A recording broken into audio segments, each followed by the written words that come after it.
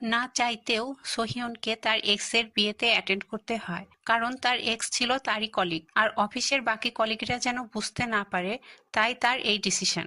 তার উপর আবার বেচারিকে 3 লাখ ওন ওয়েডিং গিফট দিতে হয়। টাকা তো সে দিয়ে দেয় ঠিকই, কিন্তু তারপর আবার সে হিসাব কষতে থাকে এরকম আর কতজনের ওয়েডিং এ এভাবে বেকার টাকা অপচয় করেছে সে। টাকাগুলোর কথা ভেবে সোহিয়নের মনটা খারাপ হয়ে যায়, কিন্তু বিপত্তি ঘটে তো তখন যখন সে জানতে পারে তার এক্স তার সাথে রিলেশনে থাকা অবস্থায় এই ব্রাইডের সাথেও রিলেশনে ছিল, অর্থাৎ সোহিয়নকে ধোকা দিয়েছিল তার এক্স। সব মিলিয়ে রাগে কষ্টে সোহিয়ন তার এক্স এর ওয়েডিং ফটো নষ্ট করতে চায়, কিন্তু স্টেজে উঠে বেচারি আর কিছুই করতে পারে না। অফিসে গিয়ে সোহিয়ন জানতে পারে নিউলি ম্যারিড কাপল অফিস থেকে মোটা অঙ্কের বোনাস আর এক্সট্রা ছুটি পায়। তাই এবার সে ভেবেই নেয় যে করেই হোক তাকে একটা বিয়ে করতেই হবে। একমাত্র বিয়ে করলেই সে যে সবার বিয়েতে টাকাগুলো দিয়েছে সেগুলো ফেরত পাবে। কিন্তু পাত্র কই? তখন সে তার বাসার পাশে গ্রোসারি শপে পার্ট টাইম জব করা তার চেয়ে বয়সে ছোট ছেলেটাকে বিয়ের অফার করে বসে,